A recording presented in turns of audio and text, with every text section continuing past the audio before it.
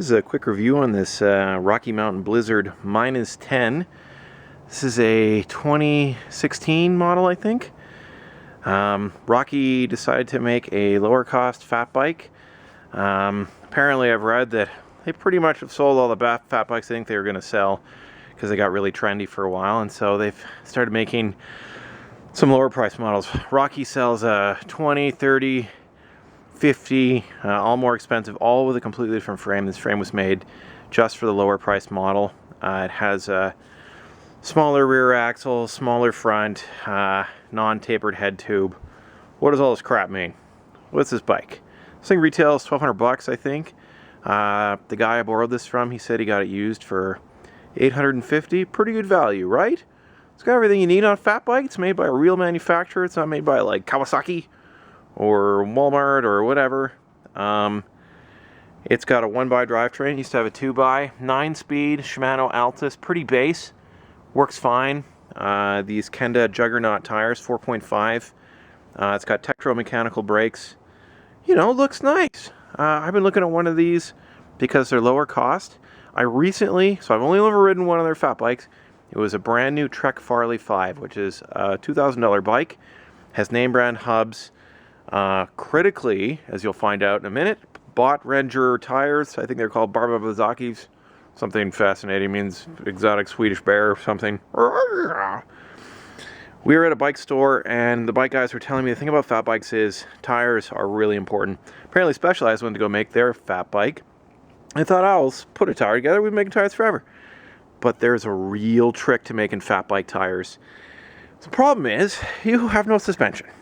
You get a front fork on these. They make a really expensive one with dual suspension. Super nice. When I rode the Farley, it was pretty good. You know, over root drops, it's pretty hard on my wrist. It hurt. But the rest of the time, it felt quick. It leaned over in the turns. It felt good. It was alive. It felt great. This bike does not do that at all. And I blame squarely these tires.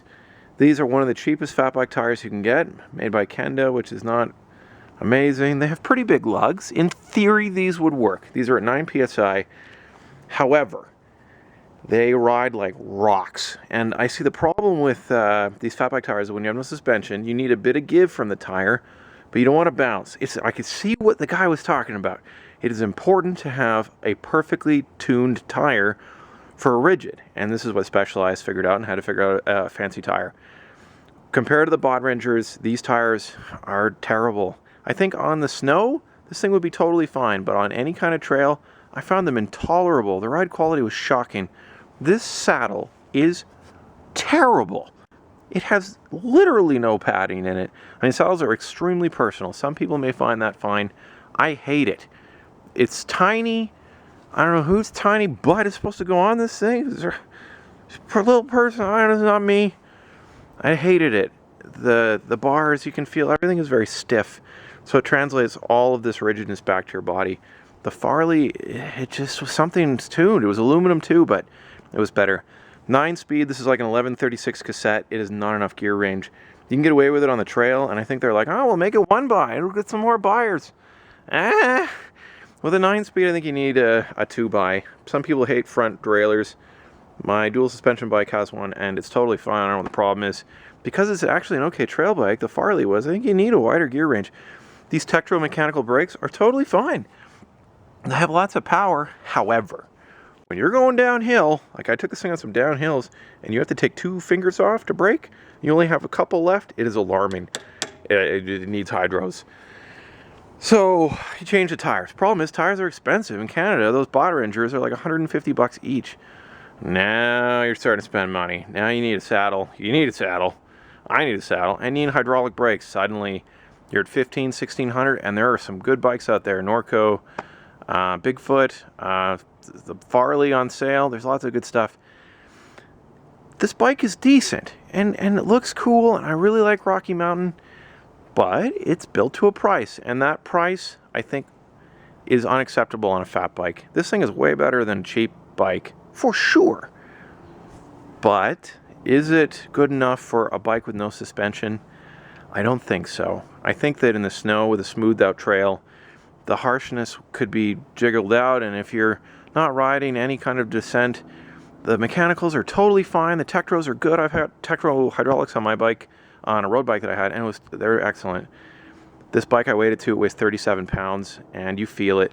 These tires do not roll fast, which is fine, again, I think for snow, but compared to the Bodrengers, which rolled much faster, but still had excellent grip, they're way faster. And self-steer. You'll read about fat bikes, self-steer, I don't know what it was. When I leaned this thing over, when you're going through a corner and you lean over, it starts squirming under the tread, and it moves itself. It was an alarming feeling. It did not give me confidence compared to the Bodrenger tires. You get what you pay for, again, right? A nice looking bike, but to make this an acceptable, fun fat bike that you would actually want to ride on a trail, not just in the winter. And man, I love riding that Farley. It was fun. On a nice trail with roots and stuff, it was excellent. I really liked it. There is no reason to buy a cheaper bike when you need to get those components. You're going to end up paying for it up front, or buy a used bike with better parts on it. The tires are everything. They packed out with mud too, which is maybe not the tires' fault, but it was just brutal. It feels like granite, this thing. There's no give. These big tires, they got nothing to give you but pain. Again, I love Rocky, looks nice.